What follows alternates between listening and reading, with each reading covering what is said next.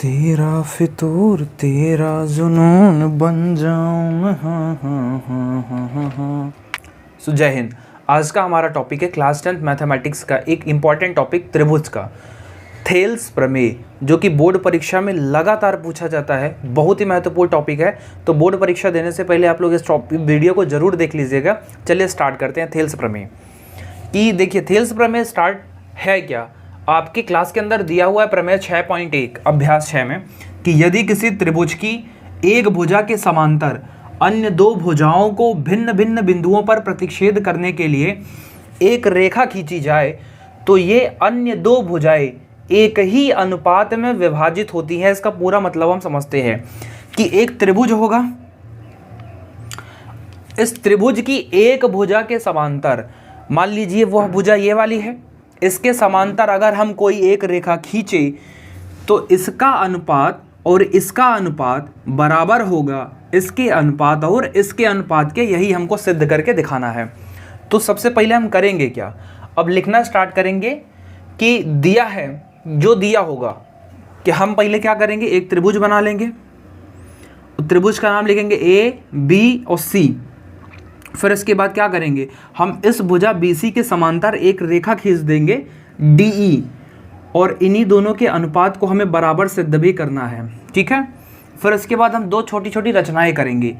बिंदु E से इस AB भुजा पर एक लंब खींचेंगे और AC भुजा पर बिंदु D से एक लंब DM खींचेंगे और फिर D को C से और B को E से मिला देंगे।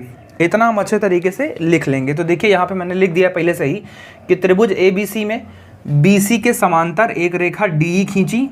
ये देखो BC के समांतर एक रेखा DE खींची जो AB को बिंदु D तथा AC को बिंदु E पर, AB को बिंदु D तथा AC को बिंदु E पर प्रतिच्छेद करती है। ये जो लाइन है ये AB को D पर और AC को E पर प्रतिच्छेद करती है। अर्थात अब हमको दिया क्या हुआ है, तो ये दोनों रेखाएं क्या है आपस में समांतर। कैसे पता चला हमें ये दोनों रेखाएं समांतर हैं, क्योंकि इसने बोल दिया था कि एक भुजा के समांतर, पहले ही बोला है, इसका मतलब BC समांतर है DE के। तो यहाँ हम लिख दिए कि DE समांतर है BC के। अच्छा, थेल्स प्रमेय को सिद्ध करने से पहले हमें एक और प्रमेय जाननी होगी। क्लास 9th में आप लोगों ने पढ़ा था कि दो समांतर रेखाओं के बीच एक ही आधार से बने त्रिभुजों का क्षेत्रफल क्या होता है, बराबर। इस प्रमेय का यूज करेंगे हम लोग आगे पूरे के पूरे इस थेल्स प्रमेय को सिद्ध करने में। उसे के बारे में थोड़ा बहुत हमें जान लेना चाहिए कि अगर दो समांतर रेखाएं खींची हैं और इन दोनों समांतर रेखाओं के बीच में एक ही आधार से हम कितने भी त्रिभुज बना दें, उन सभी त्रिभुजों के क्षेत्रफल क्या होंगे, समान। अर्थात इस वाले त्रिभुज का क्षेत्रफल बराबर होगा इस वाले त्रिभुज के क्षेत्रफल के। ठीक है, तो ये याद रखिएगा आप, इसका आगे हम लोग यूज करने वाले हैं कि दो समांतर रेखाओं के बीच एक ही आधार से बने अलग अलग त्रिभुजों का क्षेत्रफल क्या होता है, बराबर होता है। तो चलिए अब हम स्टार्ट करते हैं आगे कि सबसे पहले हम लिख देंगे सिद्ध करना है। क्या सिद्ध करना है कि भैया AD बटे DB बराबर है AE बटे EC के। फिर इसके बाद हमने जो रचना की है वो रचना हम यहाँ लिख देंगे कि बिंदु D से AC भुजा पर एक लंब खींचा और ये लंब क्या है, DM। इसी तरीके से बिंदु E से AB भुजा पर एक लंब EN खींचा। तो यहाँ मैंने लिख दिया है कि बिंदु D से AC पर DM तथा E से AB पर EN लंब खींचा। फिर इसके बाद हमने क्या किया कि जो D है उसको C से मिलाया तथा B को E से मिलाया। इतना यहाँ पे लिख दिया। फिर इसके बाद अब हम लिखेंगे कि त्रिभुज का क्षेत्रफल जो होता है वो होता है 1/2 गुणे में आधार गुणे में ऊंचाई। अब यहाँ हम लोग सीधे सीधे दो अलग अलग त्रिभुजों की बात करेंगे। सबसे पहले देखेंगे, यहाँ देखिए तो दो त्रिभुज बनेंगे। एक त्रिभुज बनेगा ADE, एक ये वाला त्रिभुज, और एक त्रिभुज बनेगा DBE, एक ये त्रिभुज ये वाला ADE फिर एक और बनेगा डी बी ई। तो सबसे पहले हम लिखेंगे ए डी ई का क्षेत्रफल। तो ए डी ई का क्षेत्रफल यहाँ क्या होगा, 1/2 गुणे आधार। आधार के लिए देख लीजिएगा, जैसे किसी बिंदु से अगर जिस भुजा पर लंब डाला जाता है वही क्या होता है, आधार। जैसे ई से ए बी भुजा पर एक लंब डाले हैं तो ए बी इसका क्या हो जाएगा, आधार। यहाँ आधार हम क्या लेंगे, ए डी। त्रिभुज ए डी ई में आधार क्या है, ए डी। तो यहाँ लिखेंगे ए डी गुणे ऊंचाई क्या होगी इसकी, ई एन। ऊंचाई क्या होगी, ई एन। इसी तरीके से हम एक और त्रिभुज लेंगे यहाँ पे, त्रिभुज डी बी ई।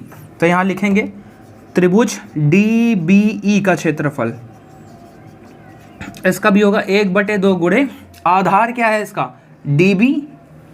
आधार है डी बी और गुणे इसकी ऊंचाई क्या होगी इस वाले त्रिभुज की। तो देखिए ये एक अधिक कोण त्रिभुज है और एक अधिक कोण त्रिभुज की ऊंचाई भी वही होगी जो इस पिछले वाले त्रिभुज की ऊंचाई थी, क्योंकि देखिए लंब तो यही है भाई। त्रिभुज कैसा बना हुआ है, त्रिभुज ऐसा टाइप का बना हुआ है। अब जब भी अधिक कोण त्रिभुज होगा तो इसकी जो ऊंचाई होती है वो हमेशा उसके आधार से कहाँ जाती है, बाहर। तो यहाँ देखिए इस वाले त्रिभुज की ऊंचाई जो होगी वो क्या होगी, ई एन ही होगा। ठीक है, तो यहाँ पर भी हम क्या लिखेंगे, ई एन। अब इसी तरीके से हम उस वाले लाइन पर दो अलग अलग त्रिभुज लेंगे, ए ई डी। तो सबसे पहले लिखेंगे त्रिभुज ए ई डी का क्षेत्रफल बराबर, अब इसका क्या होगा, आधार गुणे ऊंचाई। तो ए ई गुणे डी एम, 1/2 गुणे ए ई गुणे डी एम। ऐसा मिटा देते हैं हम लोग।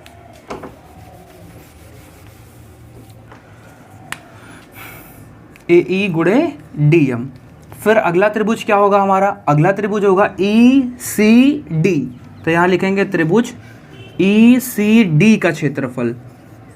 ई सी डी का क्षेत्रफल क्या होगा भाई, तो हम यहाँ लिखेंगे 1/2 गुणे सी ई गुणे डी एम।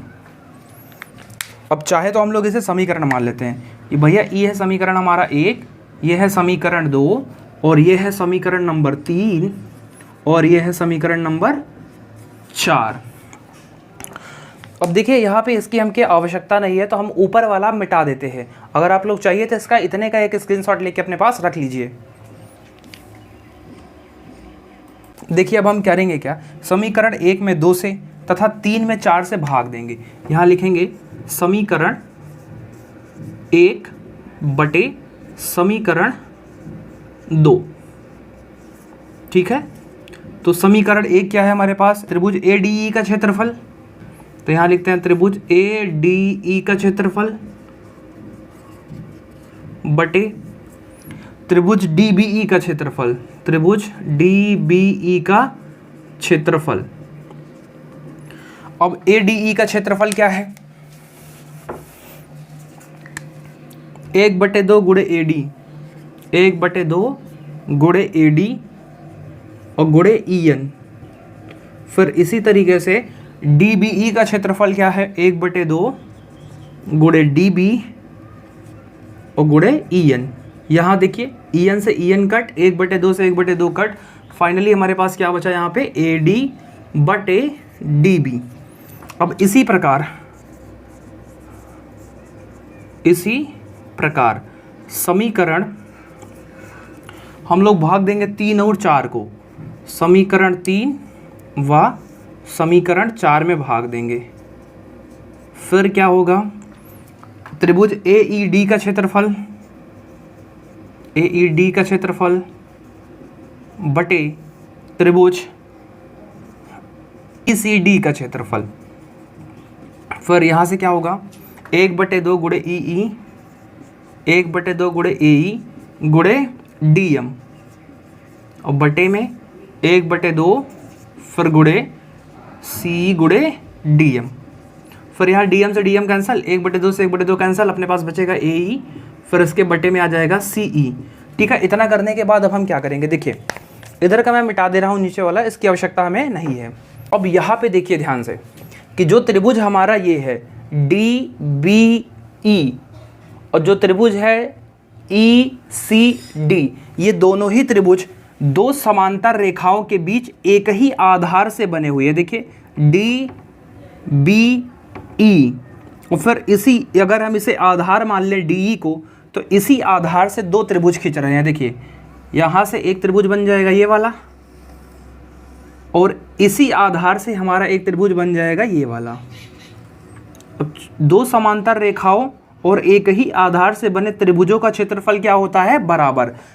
यहाँ हम लिख देंगे कि दो समांतर रेखाओं तथा एक ही आधार के बीच बने त्रिभुजों का क्षेत्रफल बराबर होता है, इसलिए त्रिभुज DBE का क्षेत्रफल बराबर होगा त्रिभुज DEC या फिर ECD का क्षेत्रफल। इतना हम लिख देते हैं फट से। यहाँ पे देखिए, यहाँ पे क्या है कि त्रिभुज DBE का क्षेत्रफल बराबर है त्रिभुज ECD का क्षेत्रफल।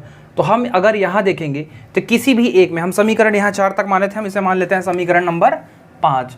ये समीकरण हमारा 5 हो गया, और ये हो गया हमारा समीकरण 6, और इसे हम मान लेते हैं समीकरण 7। ठीक है, देखिए समीकरण 7 से अगर हम देखें तो DBE का क्षेत्रफल बराबर है ECD के क्षेत्रफल के, अर्थात हम ECD के क्षेत्रफल की जगह पर DBE का क्षेत्रफल रख सकते हैं, या ECD का क्षेत्रफल हम रख सकते हैं कहाँ पर? DBE के क्षेत्रफल की जगह पर। तो अब हम क्या करते हैं, समीकरण 7 से समीकरण 5 में मान रख देते हैं और देखते हैं क्या होता है। ठीक है, देखिए समीकरण 7 से समीकरण 5 में मान रखने पर चलिए रख देते हैं त्रिभुज ADE का क्षेत्रफल बटे त्रिभुज DBE की जगह पे अब हम क्या लिख देंगे? ECD का क्षेत्रफल। त्रिभुज ECD का क्षेत्रफल बराबर, अब यहाँ देखिए उसका क्षेत्रफल क्या आया हुआ है? AD बटे DB, तो AD बटे DB। अब इसे हम मान लेते हैं समीकरण नंबर 8। अब ध्यान से देखिए अगर, तो समीकरण 6 और समीकरण 8 का जो बायां पक्ष है वो क्या है? एकदम बराबर। यहाँ भी लिखा हुआ है AED का क्षेत्रफल बटे ECD का क्षेत्रफल, यहाँ भी लिखा हुआ है ADE का क्षेत्रफल बटे ECD का क्षेत्रफल, अर्थात समीकरण 6 और 8 से हम कह सकते हैं कि जो AE बटे CE है वो बराबर होगा AD बटे DB के। अब यहाँ हम सीधा सीधा लिख देंगे कि समीकरण 6 व 7 से AD बटे DB बराबर होगा AE बटे EC है, इसे CE या फिर EC हम लोग लिख सकते हैं। ठीक है, तो ये रही हमारी थेल्स प्रमेय, और यहाँ हम लिख सकते हैं भैया यही हमको सिद्ध करना था। ठीक, इति सिद्धम।